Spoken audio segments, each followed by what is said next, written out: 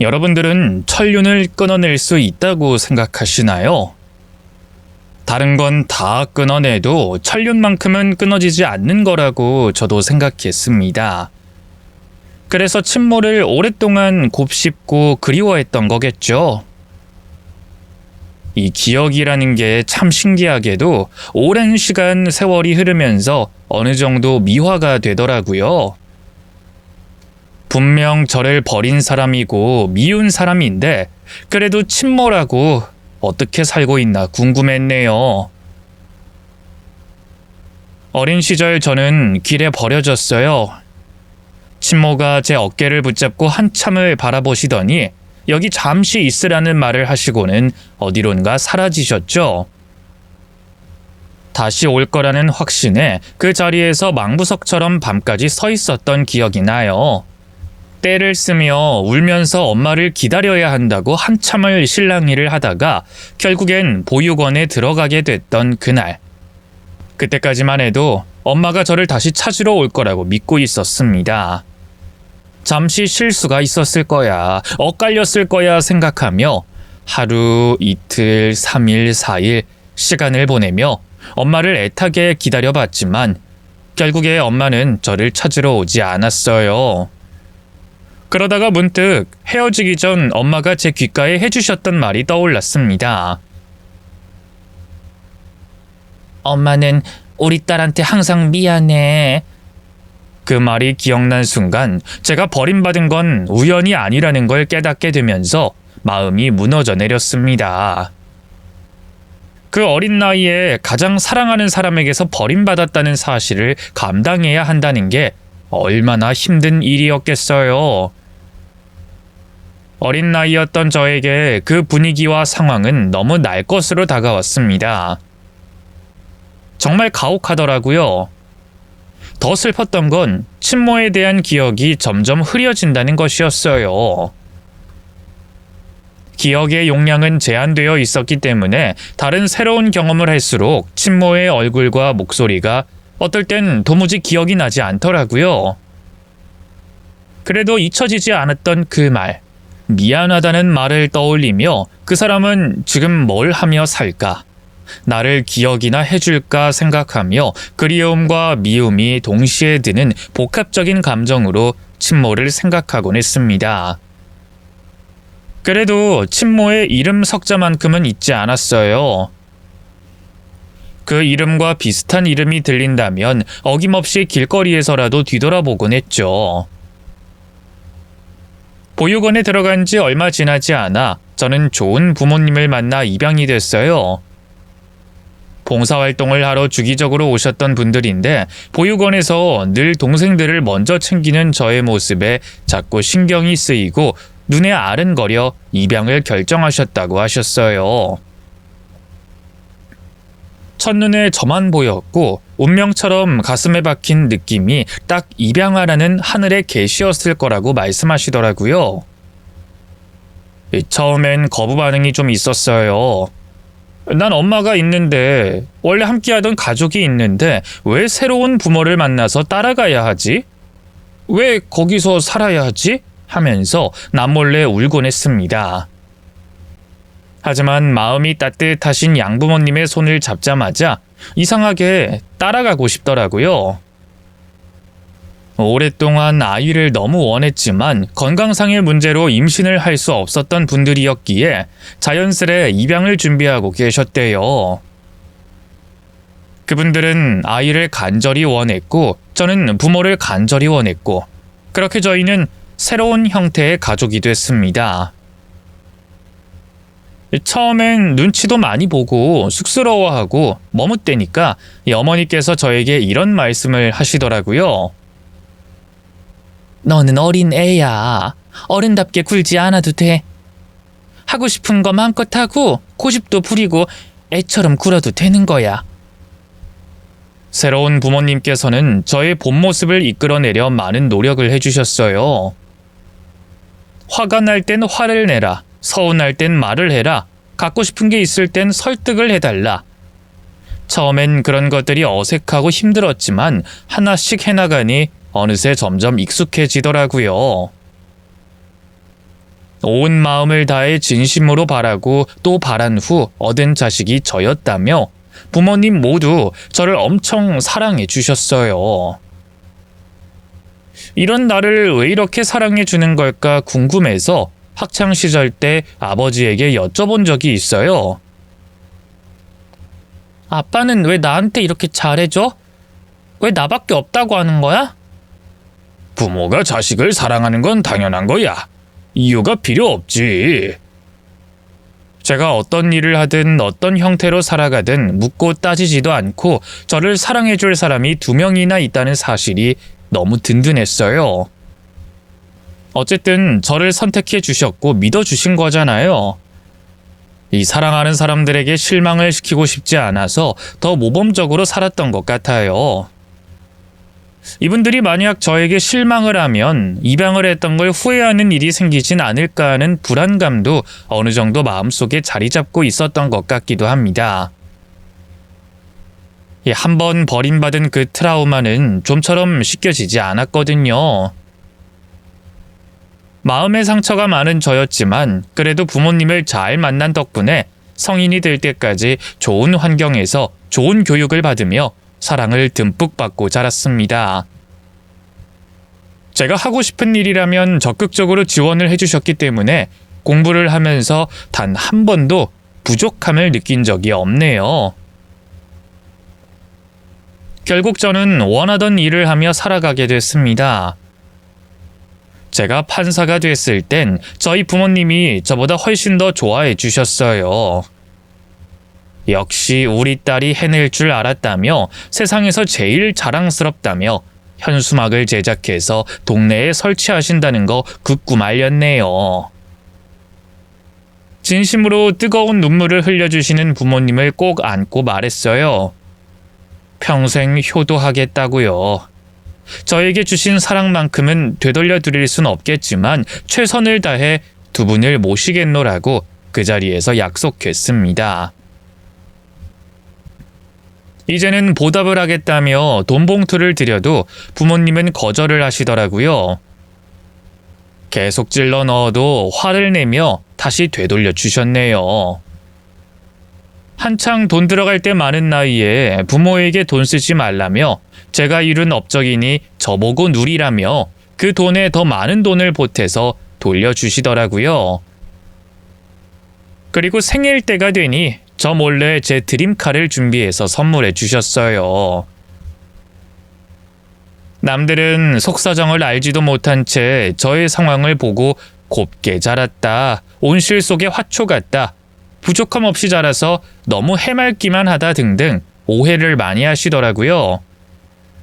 그래서 제가 뭘 하나 해내면 의외라는 듯이 그렇게 안 보이는데 씩씩하네 하며 늘 말을 덧붙이곤 했네요. 이 사람에게는 누구나 속사정이라는 게 있고 품고 있는 불행한 기억이 있는 건데 이 사람을 너무 단편적으로만 보시는 분들을 만날 때면 이 씁쓸한 표정으로 웃고 넘기곤 했습니다. 친모에 대한 기억은 자라면서 조금씩 흐려지다가 성인이 되고 좋은 사람을 만나 결혼을 약속하면서 다시 기억이 선명해졌어요. 어떤 사람들은 버림받고 성인이 되어 다시 찾아보기도 한다던데 저는 차마 그럴 수가 없었어요. 저를 버린 사람이잖아요. 싫어서 버렸는데 제가 다시 찾아가면 더 어색할 것 같기도 했고 그 사실을 또 한 번 깨닫고 상처받고 싶지 않았습니다. 그래서 그냥 가슴에 묻기로 했어요. 그렇게 저는 양부모님을 제 친부모님이라고 생각하며 살았고 좋은 사람을 만나 결혼식을 올려 새로운 가정을 이뤄 행복하게 살게 됐어요. 그때까지만 해도 친모를 다시 만날 기회가 없을 거라고 생각했습니다. 심지어 법정에서 그 사람을 마주하게 될 거라고는 상상도 하지 못했죠. 그날 재판을 진행하게 됐는데 사기 일당 중 주동자로 잡힌 60대 여성이 있었어요. 법정 안이 시끄러울 정도로 울면서 저에게 굽신대더라고요. 아이고 판사님, 저 너무 억울합니다. 부디 선처해 주십시오. 전 아무것도 몰랐습니다. 일이 이렇게 된 건 저도 계획하지 않은 일입니다. 판사님, 잘못했습니다. 용서해 주세요. 제 앞에서 잘못했다 울며 비는 사람이 종종 있긴 하거든요. 그런데 그분은 너무 과하게 행동을 하고 거슬릴 정도로 우니까 자꾸 눈길이 가더라고요. 그리고 가장 눈길을 끄는 것은 다름 아닌 그 사람의 이름이었어요. 너무 익숙한 그 세 글자, 친모의 이름과 같았습니다. 하지만 그 이름은 워낙 흔한 이름이었기에 대수롭지 않게 넘겼어요. 얼굴을 자세히 봐도 모르겠더라고요. 친모의 얼굴이 완전히 잊혀졌었거든요. 그리고 설마 친모였던 사람이 범죄자가 되어 있을 거라는 건 상상도 할 수 없었고 인정도 하고 싶지 않았기에 아닐 거라 확신했던 것 같아요. 아무튼 그날 재판이 끝나고 나서 또 일을 하고 한참 후에 퇴근을 하고 나왔는데 누군가 불쑥 제 앞에 나타나더라고요. 아까 울며 불며 빌던 그 여자분이었어요.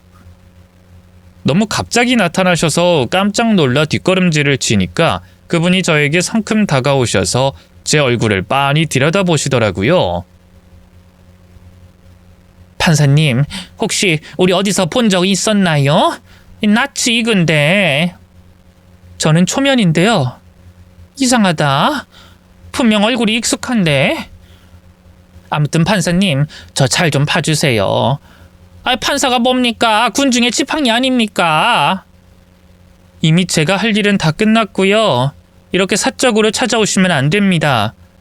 그리고 군중의 지팡이가 아니고 민중의 지팡이고 그건 경찰이에요.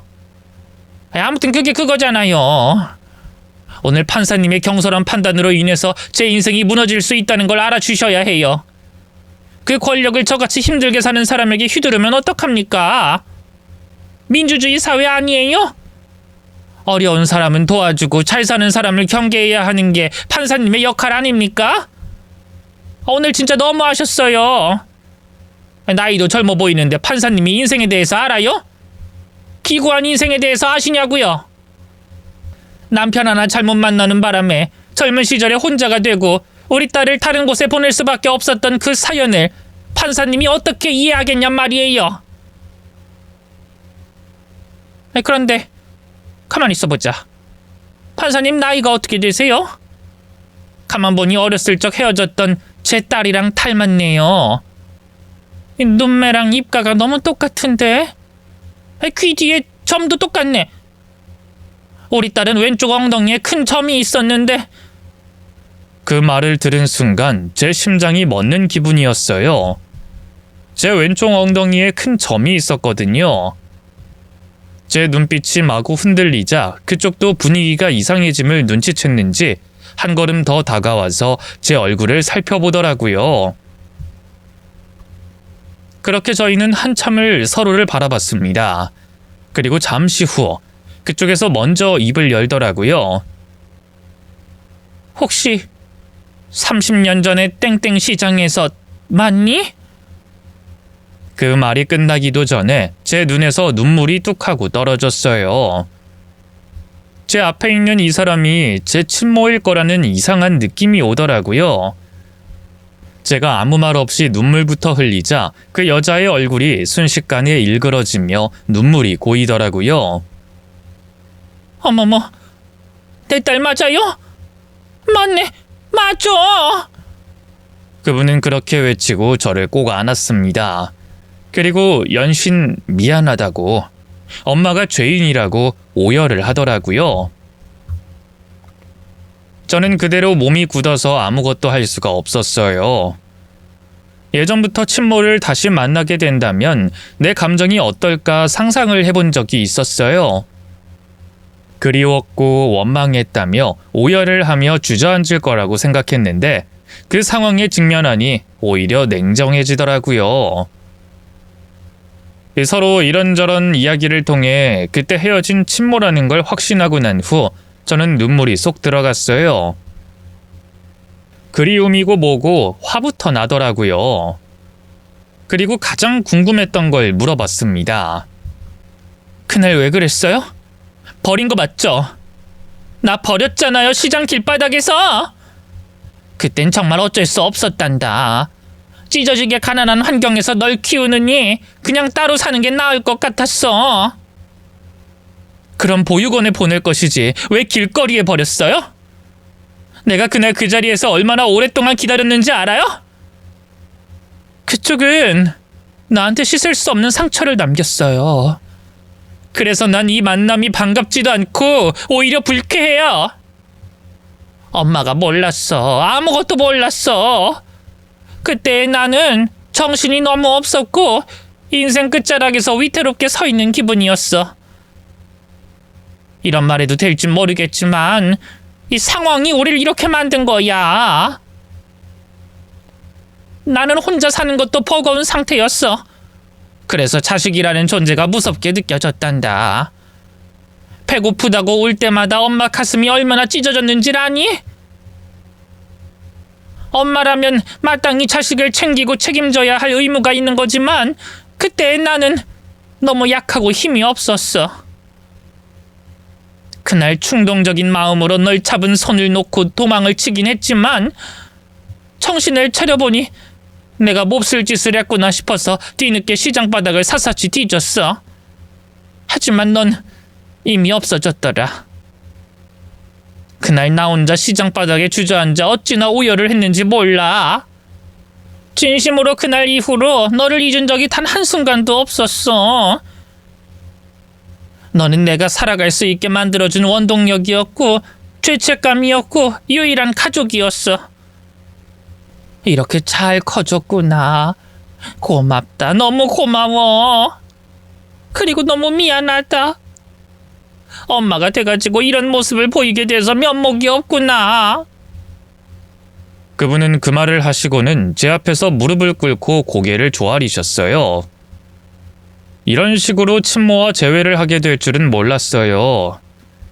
제 마음속에는 아무래도 이 원망의 마음이 컸다 보니 그 사람을 온전히 이해하기 힘들더라고요. 친자식도 아닌데 저를 진심으로 키워준 양부모님을 생각하면 도무지 그 사람을 친모로 받아들일 자신이 없었습니다. 생각할수록 이해가 되지 않았거든요. 그런데 그분이 제 앞에서 무릎을 꿇은 그 순간 저도 마음이 약해지더라고요. 제 마음 깊은 구석에 친모에 대한 그리움이 갑자기 불쑥 커진 느낌이었어요. 그렇게 저희는 길거리에서 한바탕 눈물을 흘리다가 카페로 자리를 옮겨 이야기를 나누게 됐습니다. 그분은 가슴을 겨우 진정시키며 여태껏 살아온 이야기를 해주시더라고요. 어릴 때 네 친부를 만났어. 우리 둘 다 가진 거 하나 없었고 철도 없었지. 부모도 없고 능력도 없는 우리 둘이 그렇게 동거하며 살았어. 그러다가 불쑥 애가 들어선 거야. 그때는 우리 둘 다 잘 해낼 수 있을 줄 알았어. 서로를 너무 믿고 의지하고 있었거든. 우리 둘이라면 애 하나 키우고 가정 이루는 것쯤은 아무 문제가 없겠지 하며 그렇게 출산하고 너를 키우기 시작했는데 그 사람이 갑자기 아프기 시작한 거야. 젊은 나이에 암에 걸릴 줄 누가 알았겠어. 그래도 살려야겠다는 마음 하나로 널 들쳐업고 식당 일하면서 부지런히 돈을 모았어. 그런데도 그 사람의 상태가 나아지지 않았어. 결국엔 세상을 떠나고 말았지. 남은 건 빚밖에 없었고 지인들한테 하도 돈을 꿔댄 탓에 누구한테 얼마를 빌렸는지 기억조차 나지 않을 지경이더라. 그 와중에 넌 배고프다고 울지. 주변 사람들은 빌린 돈 갚으라고 쉴 새 없이 문을 두드려대지. 신랑 하나를 잃었을 뿐인데 내 인생이 폭삭 무너진 것 같았어. 내 평생 일만 하고 살아도 저지른 일을 감당할 수 없겠다는 생각이 드니까 인생을 놓아버리게 되더라. 그래도 우리 딸은 아무 죄가 없는데 엄마 하나 잘못 만나서 이 고생을 같이 감당하게 할 수는 없어서 그래서 그날 잡고 있던 손을 놔버린 거야. 부모의 빚이 자식한테 그대로 간다고 하니까 차라리 내 선에서 이걸 끝내고 싶었어. 혼자 다 감당하고 모든 걸 해결했을 때 너를 다시 찾으러 가야겠단 마음을 먹었는데 그게 쉽지 않았어. 이리저리 부딪히고 시달리며 살다 보니 어느새 나이만 먹었네. 최악의 모습으로 마주할 줄은 정말로 몰랐어. 엄마, 정말 볼품없지? 멋진 모습으로 널 찾아가고 싶었는데 이렇게 실망만 안겨줘서 너무 미안해. 일방적인 인생을 사는 사람들은 법정에 드나들지 않아요. 대체 어떤 인생을 살았길래 사기죄로 법정에 올 수 있냐고요. 가난하니까 그런 쪽에 쉽게 말려들었던 거지. 만만하고 하찮아 보이니까 그런 사람들이 자꾸 꼬이더라. 나도 내 인생이 어쩌다 이렇게 됐는지 모르겠어. 우리 딸을 위해서라도 떳떳하게 살았어야 했는데 다 엄마 잘못이지. 정말 부끄럽구나. 그날 그 대화가 끝나고 집에 돌아가자마자 부모님께 이 사실을 알렸어요. 조용히 제 말을 들어주시더라고요. 이 감정을 어떻게 표현해야 할지 모르겠네요. 반가움도 아니었고 그리움도 아니었고 원망도 아니었어요. 그냥 마음이 좀 아팠네요. 제가 예상한 것과 전혀 다르게 살고 있으니 정말 신경이 쓰이더라고요. 부모님께서는 저에게 하고 싶은 대로 하라고 하셨어요. 앞으로 관계를 이어가고 싶다면 그렇게 하라고 다독여 주셨죠. 솔직히 마음이 좀 약해졌어요. 그 상황에서 저였어도 이 자식이 짐처럼 느껴졌을 것 같거든요. 그때 엄마의 나이보다 훨씬 더 나이를 먹은 제가 상상을 해보니 그때의 친모는 너무 어렸더라고요. 뭘 알았겠어요. 남편이 그렇게 되고 남은 건 빚뿐이고 능력도 없고 의지할 사람도 없는데 선택은 한 가지뿐이었겠죠.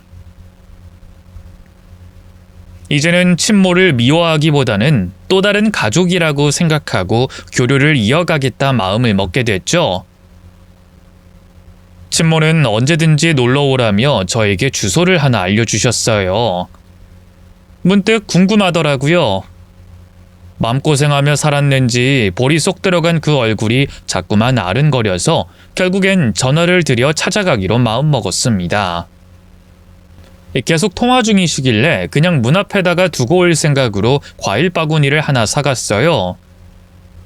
그곳에 도착하니 정말 여기서 사람이 살 수 있나 싶을 정도로 허름한 곳에 살고 계시더라고요. 옛날 주택들이 쭉 늘어져 있는 곳이었는데 담장도 낮고 마당에 나무 평상이 있어 바깥에서도 훤히 보이는 사생활이 전혀 보장되지 않는 그런 곳이었어요. 번지수를 하나씩 살펴가며 집을 찾아보는데 멀리서 사람의 말소리가 들리더라고요. 익숙한 목소리길래 그곳을 향해 걸었더니 멀리서 친모의 모습이 보였습니다. 마당에 있는 나무 평상에 앉아서 누군가와 통화를 하고 계시더라고요. 문 앞에서 기다리다가 통화가 끝나면 초인종을 눌러봐야겠다 싶어 잠깐 대기를 하고 있는데 그분의 말투는 얼마 전 제가 본 모습과는 사뭇 달랐습니다. 통화 내용은 정말 충격적이었어요. 야, 정말 대박 아니니? 그것이 진짜 쓸만하더라니까. 이럴 거면 내가 키울 걸 그랬어. 멍청한 줄 알았는데 판사까지 될 줄 누가 알았겠어? 유전자가 어떻게 그렇게 되냐? 우리 집안에서 머리 좋은 사람은 단 한 명도 없는데 신기하단 말이야. 어쩌긴 물었지. 내가 눈물 콧물 쏙 빼며 무릎 꿇고 싹싹 비니까 마음이 약해진 모양이더라고. 암만 해도 피부친데 마음이 안 흔들리고 배겨? 난리도 아니었지. 눈물의 상봉이었다니까. 애가 상처받을까봐 제대로 말은 못했지. 예전 그 양반은 아파서 하늘나라로 갔다고 해버렸어. 어떻게 걔 앞에서 새로운 남자 만나서 홀랑 시집 가버렸다고 말을 해? 그러면 어떡해? 시집 갈 때 혹 달고 가기 싫어서 버렸다고 솔직하게 얘기해? 그럼 아마 내 멱살 잡았을걸? 때로는 모르는 게 약일 때도 있는 거야. 아무튼 이번 재판은 걔 덕분에 술술 잘 풀릴 것 같아. 그러니까 돈 좀 준비해놔. 우리 하던 거 마저 하자고. 아유, 이번엔 절대로 안 걸린다니까. 나 믿지? 솔직히 너 내 말 믿고 투자해서 손해본 적 단 한 번도 없잖아. 그냥 나만 믿고 가면 된다니까. 그리고 이제 든든한 판사 딸이 있는데 무슨 걱정이야. 이제 따박따박 용돈도 받을 거고 재산도 좀 요구해야지. 그 기집애 새로 만난 양부모가 어떤 집안인지 알아? 들으면 깜짝 놀랄걸? 어마어마하다니까. 돈이 얼마나 많은지 나 오늘부터 건강관리 열심히 하려고. 그 양부모가 세상 떠나면 그 재산 다 누구한테 가겠어? 내 딸한테 갈 거 아니야. 그럼 그 돈을 누구한테 갖다 바치겠어? 당연한 거 아니야. 걔는 착해 빠져가지고 평생 나한테 효도하겠다고 달려들걸? 그 진작에 일찍 만났으면 더 뜯어낼 수도 있었는데 아깝더라고. 아쉽지만 어쩌겠어. 뭐 이제라도 만나서 다행이지. 지금부터라도 좀 뜯어내서 우리 아들 사업자금 좀 대줘야지. 그놈이 툭하면 내 앞에서 앓는 소리 하는데 뭐 이참에 돈맛 좀 보여줘야겠어. 딸이랑 아들이랑 같아? 그리고 그 기집애는 예전 그 양반 핏줄이잖아. 아주 징글징글해. 걔 얼굴에 그 양반 얼굴이 그대로 남아있더라니까? 그리고 아픈 손가락에 더 마음이 가는 거 아니겠어? 내가 우리 아들만 생각하면 마음이 너무 아파. 엄마가 돼가지고 제대로 지원 한번 못 해줬는데 이번에 시원하게 돈 좀 싸줘야지. 딸 덕에 내 인생 탄탄대로야. 아무튼 자세한 얘긴 만나서 하자고. 그 말을 듣고 너무 황당하고 어이가 없어서 눈물도 나오지 않았어요. 한참을 그곳에 서 있었던 저는 친모의 통화 내용을 듣고 과일 바구니를 그대로 들고 차로 돌아왔습니다. 그리고 마음을 진정시키느라 심호흡을 하는데 눈물이 쉴 새 없이 흐르더라고요. 너무 힘들고 괴로워서 저희 남편에게 전화를 걸었어요. 거기 어디냐고 그대로 있으라고 한 뒤 당장 달려온 남편은 저를 안아주며 괜찮다고 위로했지만 저는 하나도 괜찮지 않았습니다. 저는 친모에게 2번 버림을 받은 것이나 다름없었어요. 상황이 좋지 않아서 저를 놓아준 건 전부 거짓말이었고 그저 새 결혼을 하기 위해 저를 버린 것이었습니다. 그리고 새로운 남편과 아들 하나를 낳았는지 아주 애지중지 키웠더라고요. 30년 만에 찾은 딸에게 돈을 뜯어서 아들의 사업 자금을 대줄 생각을 하는 사람이 세상에 또 있을까요? 그 뒤로 저는 힘든 과정이 있었지만 그래도 마음을 가다듬고 천천히 정리했어요. 친모에게 완전히 정이 떨어져서 다시는 상종하고 싶지 않더라고요. 하지만 그걸 알 리 없는 친모는 저에게 끊임없이 전화를 하고 문자를 보냈어요. 제가 다 무시하자 결국엔 제가 퇴근할 때 또다시 찾아왔더라고요. 우리 딸 요즘 많이 바쁘니? 엄마가 전화를 해도 안 받고 문자도 답이 없네. 엄마라는 말 함부로 입에 올리지 마세요. 저를 낳아만 줬지 저를 위해서 해준 게 하나도 없잖아요. 그걸 엄마라고 할 수 있어요? 갑자기 왜 그래? 응? 생각할수록 화가 나서 그래? 엄마가 잘못했다. 그래, 내가 죄인이야. 평생 사죄하면서 살게. 하지만 우리 딸 얼굴은 좀 보게 해줘. 그게 엄마 소원이야. 저는 잘 살고 있어요. 그러니까 그쪽도 잘 살아주세요. 더 이상 엮이는 일 없었으면 좋겠네요. 그게 무슨 소리야? 날 안 보고 살겠다고? 진심이니?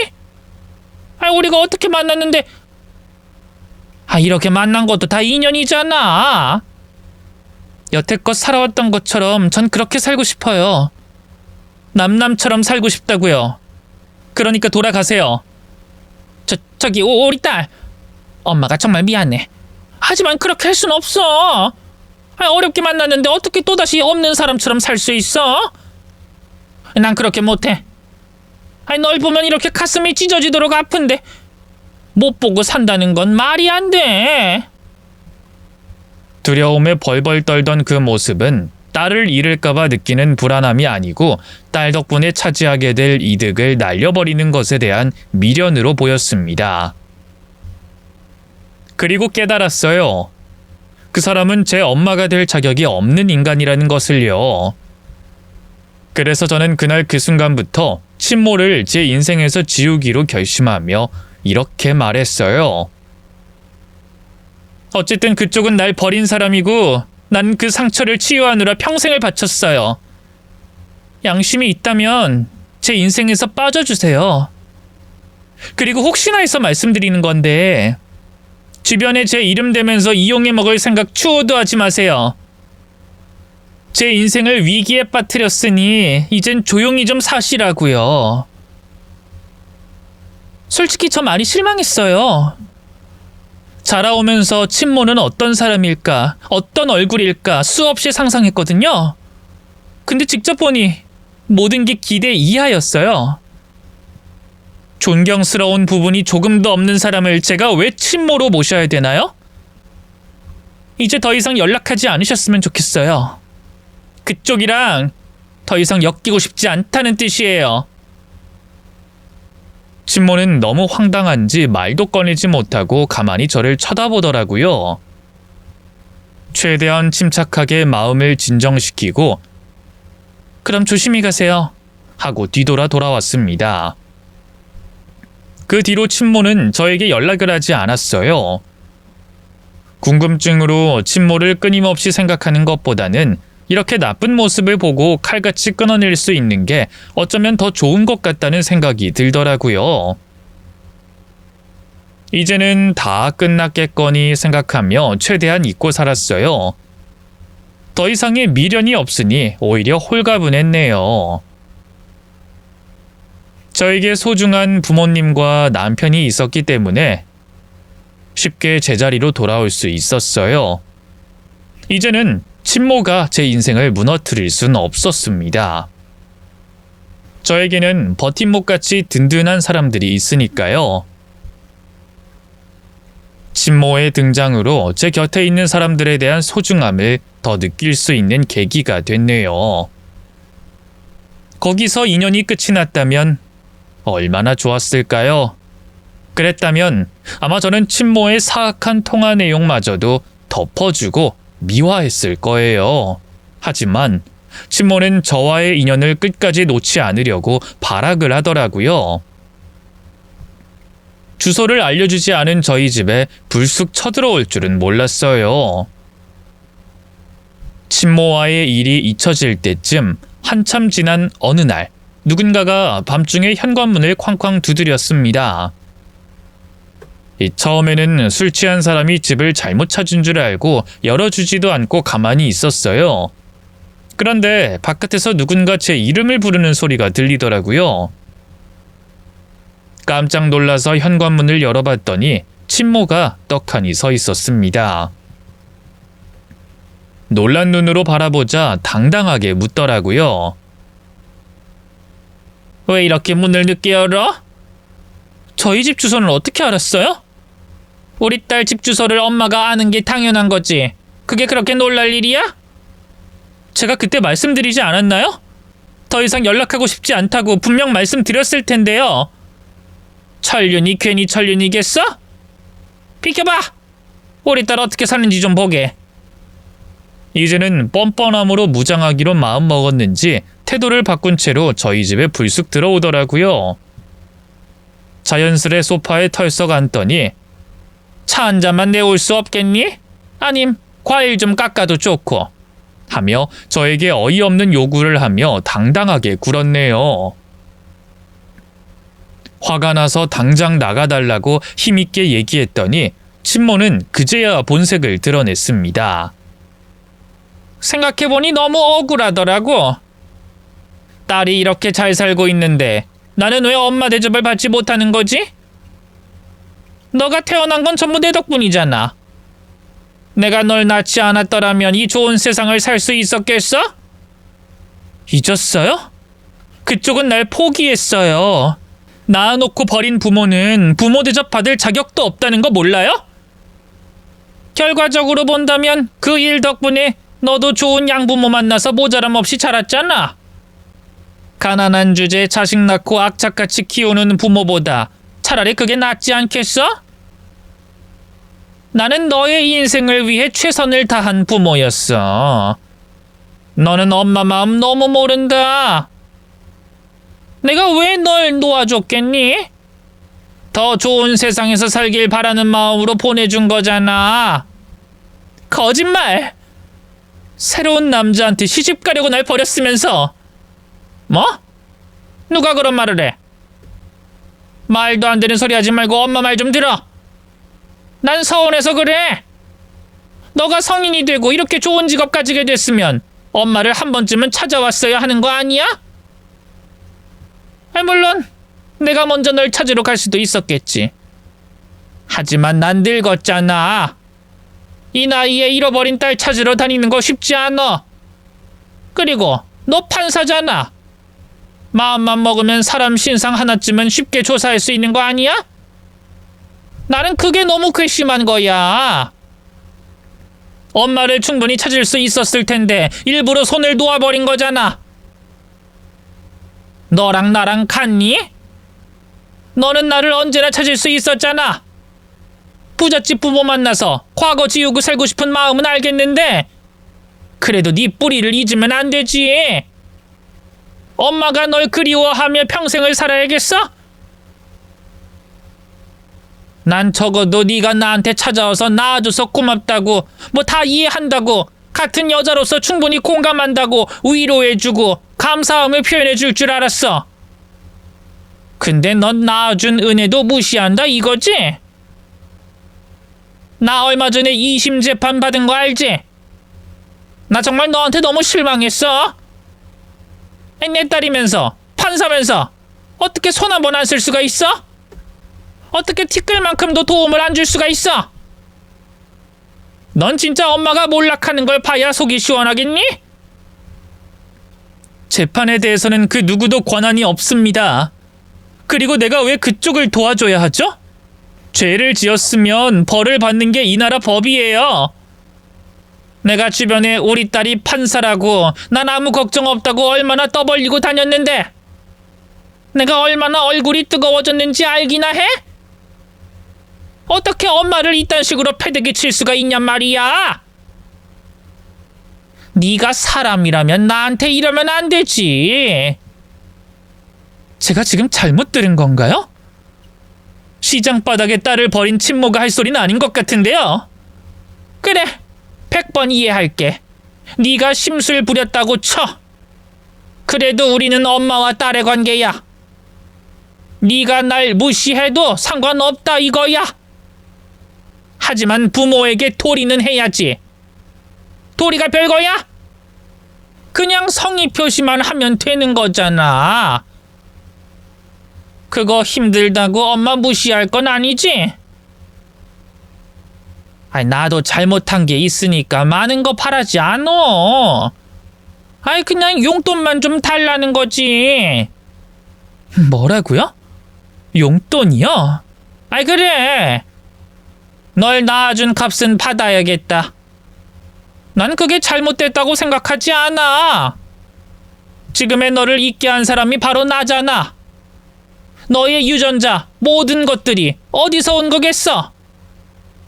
머리도 날 닮아서 똑똑한 거라고. 이런 유전자 쉽게 얻을 수 있는 거 아니다. 넌 나한테 감사해야 돼. 그리고 양부모 모두 돈 좀 만져본 사람들이라며? 어차피 그쪽 부모는 알아서 잘 살잖아. 너는 나만 챙기면 되겠더라. 제 뒷조사까지 했어요? 아이 엄마인데 우리 딸 누가 키워줬나 알아보는 건 당연한 거 아니니? 걱정돼서 알아봤지. 딸이 걱정돼서 알아본 게 아니라 돈 때문에 알아본 거겠죠. 그쪽 머릿속엔 돈밖에 없으니까. 그러니 사기죄로 법정까지 온 거 아니겠어요? 아니 내가 왜 이렇게 됐는데? 이게 다 너희 아빠가 먼저 떠났기 때문이잖아. 그놈의 남탓 좀 그만해요. 신부는 돌아가신 게 아니잖아요. 30년 만에 만난 딸한테까지 거짓말하면 양심의 가책 같은 거 안 느껴요? 평생 날 그리워한 척 연기 좀 그만해요. 그쪽한텐 새로운 남편도 있고 아들도 있잖아요. 그 아들만 귀하고 난 안중에도 없다는 거 내가 모를 줄 알아요? 아이 대체 무슨 소리라는 거야? 누가 그딴 소리를 해? 그쪽이 짓거리던데요. 평상에 앉아서 어찌나 조잘대던지 듣기 거북할 정도로 내 뒷담화를 하는데 어떻게 안 들어요? 너 우리 집에 왔었어? 언제? 언제든지 보고 싶을 때마다 오라고 주소까지 알려주길래 난 그 말만 믿고 과일까지 사들고 찾아갔어요. 비록 날 버렸지만 30년이나 지났으니까 서로를 이해하고 뒤늦게라도 엄마와 딸로 지내볼 수 있겠다 용기를 내왔어요. 하지만 그쪽이 통화하는 내용 들으니 역겨워서 도저히 안 되겠더라고요. 그냥 나는 그쪽에게 짐이었고 혹이었고 있어서는 안 될 쓸모없는 존재였을 뿐이었잖아요. 근데 이제 와서 내가 잘 살고 있는 것 같으니 대접 한번 거하게 받아야겠다고 생각했어요. 나한테 돈 뜯어내서 아들 사업자금 대주려고? 그쪽은 끝까지 날 무너뜨렸고 상처를 줬어요. 이제 더 이상 그쪽에게 바라는 것도 없고 실망할 일도 없어요. 내 인생에서 전부 지웠으니까. 낳아준 값을 달라고요? 차라리 날 낳지 말지. 그랬으면 상처받을 일도 없었고 악착같이 싸우며 살지 않았을 텐데. 왜 날 낳아서 사람 인생 하나를 완전히 망가뜨렸어요? 버림받은 기분을 그쪽이 알아요? 내 인생은 매 순간 고난이었어요.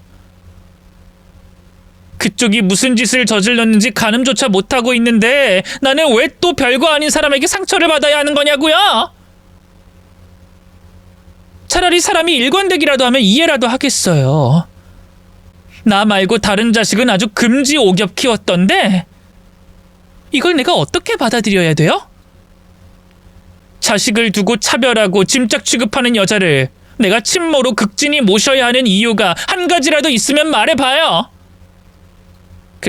그건 내가 허세 부리느라 대충 헛소리 한 거야. 진심이 아니었어. 그 옆엔 내가 워낙 허풍쟁이라 나도 잠깐 동조했던 거지. 그쪽의 행보를 보니 딱 그렇게 살아온 것 같던데 아닌가요? 그쪽한테 자식은 어떤 거였는데요? 달면 삼키고 쓰면 뱉는 그런 소유물이었던 거잖아요. 나를 하나의 인격체로 취급을 해줬으면 그딴 짓은 안 버렸겠지. 안 그래요? 아니 너는 엄마 마음을 그렇게 모르니? 세상 모든 부모는 자식이 가장 소중하고 애절한 법이야. 어떻게 그런 말을 아무렇지도 않게 내뱉을 수가 있어? 아니 내가 설마 엄마가 돼가지고 자식팔이라도 한단 말이야? 세상에 그런 부모가 어딨어? 네, 저도 그런 부모는 없을 줄 알았어요. 근데 살아보니 별의별 인간들이 다 있더라고요. 제가 환멸나는 게 뭔지 아세요? 세상엔 부모 자격도 없는 인간들이 너무 많다는 거예요. 내가 지금까지 어떻게 정신줄을 잡고 살았는데 어떻게 침몰하는 인간이 나한테 그딴 식으로 다가올 수가 있어요? 됐고 더 이상 찾아오지 마세요. 그리고 죗값에 따른 벌 받아요. 판사라는 직업은 명예직이라지? 누구보다 청렴하고 대쪽 같아야 할 거야. 무슨 뜻이에요? 판사의 엄마가 범죄자라는 사실이 알려지면 사람들은 어떤 식으로 볼까? 그때부터 그 판사를 신뢰할 수 있을까? 피는 못 속이는 법이야. 너가 그랬지. 인간 같지 않은 부모가 너무 많다고. 그래, 인간 같지 않은 부모가 네 부모야.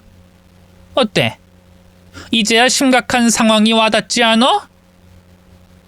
너와 나는 한 몸이야. 내가 널 낳은 이상 너는 언제나 내 영향을 받지 않을 수가 없다는 말이야. 내가 형편없이 살아서 멍청한 걸로 보이지? 아니, 나는 내 상황을 정확히 파악하고 있어. 나도 이런 식으로 위협적으로 말하고 싶지 않아. 좋게 좋게 풀어가고 싶은 게 내 마음이야. 똑똑한 딸이니까 내가 하는 말 어떤 의미인지 알고 있겠지? 지금 저 협박하는 거예요? 그게 씨알이 먹힐 거라 생각하는 건 아니죠? 먹히든 말든 나는 손해볼 거 하나도 없어. 모르니? 가진 게 없는 사람은 잃을 것도 없다는 거. 그래서 내 인생을 다시 끌어내리기라도 한단 말이에요? 어떻게 나한테 그런 말을 해요? 어떻게 나한테 이럴 수 있냐고! 엄마라는 인간이 어떻게 딸을 협박해? 당신이 그러고도 사람이야? 차라리 나타나지 말지. 왜 갑자기 나타나서 내 인생을 망가뜨리는 건데? 모든 게 무너졌던 저는 그 자리에서 주저앉아 오열하고 말았습니다. 마지막으로 간신히 붙잡고 있던 끈이 뚝 하고 끊어졌거든요. 그때 든 생각이 뭐였는지 아세요? 남편이 야근 중이라 다행이다. 이 사태를 보지 않아서 다행이다. 집에 나 혼자 있어서 얼마나 다행이었는지 몰라요.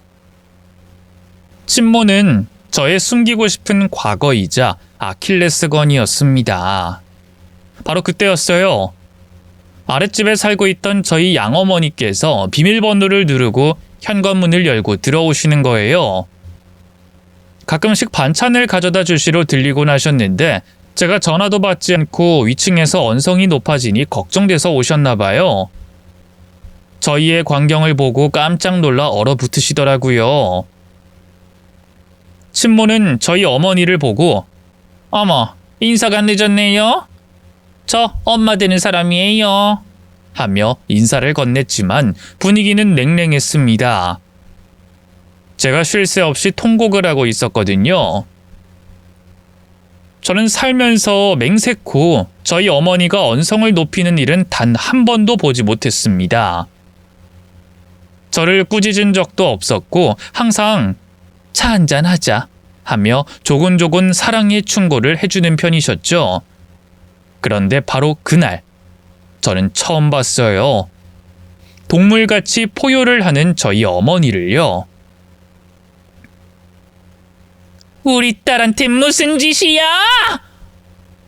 저희 어머니는 신발도 벗지 않고 성큼성큼 친모에게 달려가 머리채를 확 낚아챘습니다. 그리고 순식간에 육탄전이 벌어졌어요. 친모는 당황해서 이것 좀 놓으라고 소리치더라고요. 아이 저기요, 그만 좀 해요. 머리털 다 뽑히겠네. 사람이 교양 없게 뭐하는 짓이에요? 다른 건 몰라도 내 딸 울리는 건 못 참아. 당신이 뭔데 우리 딸 울려? 왜? 이봐요, 그쪽은 빠져요. 친모는 나라니까. 우리 둘이서 얘기할 게 남았다니까. 변명하고 설득해봐도 저희 어머니를 진정시키기란 역부족이었습니다. 어머니가 그렇게 힘이 센지 그날 처음 알았다니까요. 정말 그날은 여러모로 기념적인 날이었어요. 어머니가 엄청난 언변으로 친모를 협박하고 혼내주니 아주 속이 시원하더라고요. 친모는 비굴하게 저희 어머니에게 끝까지 돈 얘기를 했네요. 나갈게요. 다시는 딸 앞에 나타나지 않을게요. 대신 돈 좀 주시면 안 될까요? 우리 딸 덕분에 행복하셨잖아요. 이런 딸 입양하는 거 쉬운 일 아닌 거 잘 아시잖아요. 보시다시피 제 사정이 좋지 않습니다. 그쪽도 딸의 친모가 잘 살고 행복하길 원하잖아요. 그리고 듣기로는 현금 꽤 있으시다고 하던데. 기부도 많이 하고 봉사도 자주 하신다면서요? 불쌍한 딸의 친모를 위해 조금만 선심을 써주실 수는 없으신가요? 제가 많이 급해서 그래요. 이 은혜는 절대로 잊지 않겠습니다. 약속드릴게요. 이 아줌마가 끝까지 내 딸 마음에 못을 박네. 그래요, 나 돈 많아요. 남은 건 시간이랑 돈밖에 없어. 그런데 아줌마가 간과하는 게 하나 있어. 내가 왜 돈이 많은 줄 알아요? 써야 할 곳에 쓰기 때문이야. 돈이라는 건 원래 흐르는 물처럼 순환이 돼야 하거든. 그런데 썩은 물에 돈을 넣어버리면 그 돈도 썩어버리게 되겠지. 그래서 나는 당신같이 속이 시커먼 사람에겐 단 한 푼도 쓰지 않아요. 그리고 나는 우리 딸 상처 준 당신을 벌할 수 있다면 내 전 재산을 걸 수 있다는 건 명심해요. 당신에게 돌아갈 돈은 단 한 푼도 없다는 뜻이야. 알아들었어? 내 딸 인생에 조금이라도 흠집 낸다면 우리가 가만히 안 있을 거니까 각오해. 그땐 정말 당신 인생 작살나는 거야. 결국 친모는 움찔하더니 주섬주섬 가방을 챙겨 밖으로 나갔습니다. 더 이상의 승산이 없어 보였는지 별다른 말을 덧붙이지 않더라고요. 저희 어머니는 친모가 나가자마자 다시 온화한 모습으로 돌아와서 저에게 괜찮니? 다 괜찮아. 엄마가 있잖아. 하며 꼭 안아주셨습니다. 그날 저는 그때 시장 바닥에서 버려진 어린 나이의 모습을 한 채로 어머니 품에서 한참을 울었어요. 그리고 그날의 저에게 위로를 건네고 다독여줬습니다. 이제는 상처를 받지 않겠노라고. 친모는 내 인생을 휘두를 수 없다고. 그 정도로 나는 강해졌다고 스스로 세뇌시켰어요. 일은 그렇게 마무리가 됐습니다. 다시는 친모가 제 주변에 얼쩡거리는 일은 없었어요. 제 일상은 친모를 만나기 전과 후로 달라진 건 없었지만 마음가짐이 많이 달라졌습니다. 인생을 해탈했다는 게 이런 걸까요? 이 최악의 상황을 맞이하고 나니 오히려 저의 삶을 겸허히 받아들이게 되더라고요. 상처를 받고 회복하고 또 그만큼 성장하는 게 인생 아닐까요? 그 후 한참이 지나 친모를 또 한 번 본 적이 있긴 했어요. 또 갑자기 불쑥 제 앞에 나타났죠. 화를 내려고 했는데 친모의 얼굴을 보고 잠시 망설였어요. 저희 집에서 난리를 치던 그 모습과는 사뭇 달랐습니다.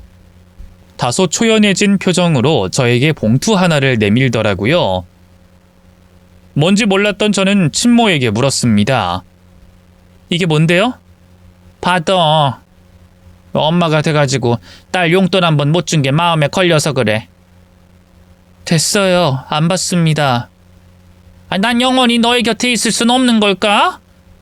피해주지 않고 가만히 있을 건데도 제 인생을 협박한 사람과는 도무지 상종할 수가 없네요. 그래, 알았다. 벌 받고 내 인생을 돌아보니 내가 무슨 짓을 저질렀나 후회가 되더라. 지금에서 이런 말 하는 건 너무 늦었지만 나는 너를 단 한 번도 짐짝처럼 취급한 적은 없었어. 그때 나는 무섭고 힘겨웠던 거야. 나는 비록 모자라게 살지만 우리 딸만큼은 다른 가능성을 열어주고 싶었어. 그때 너의 손을 놓지 않았더라면 어떻게 됐을까? 지금도 수없이 생각해. 못난 엄마를 원망했을까? 아니면 존경했을까? 인생에 정답은 없겠지만 그래도 그때 널 그곳에 놓고 떠나는 건 몹쓸 짓이었어. 나는 너가 씩씩하게 잘 해낼 줄 알았어. 엄마보다 더 나은 인생을 살 수 있을 거라 생각했어. 이렇게 상처가 가득한 채로 자랄 줄은 몰랐다. 못난 엄마 따윈 잊고 밝게 웃으며 살 줄 알았는데 그건 내 착각이었어. 버림받았다는 것 자체가 지옥이었을 텐데 엄마는 그걸 너무 몰랐어. 미안하다. 진심으로 안 들리겠지만 정말 가슴이 찢어지도록 미안하다. 너의 인생을 뒤에서 응원하마. 엄마라는 인간은 있고 행복하게 살아. 나도 이제 어디 가서 죄 안 짓고 양심적으로 살게. 훌륭하게 자란 우리 딸 얼굴에 먹칠하지 않도록 노력하며 지낼게.